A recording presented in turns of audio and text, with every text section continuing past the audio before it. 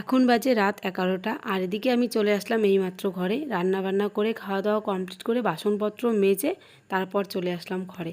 আর আজকে আমরা 9টা না 10টার আগেই খাওয়া দাওয়া কমপ্লিট করে ফেলেছিলাম, 9:30টার মধ্যেই সব কিছু কমপ্লিট।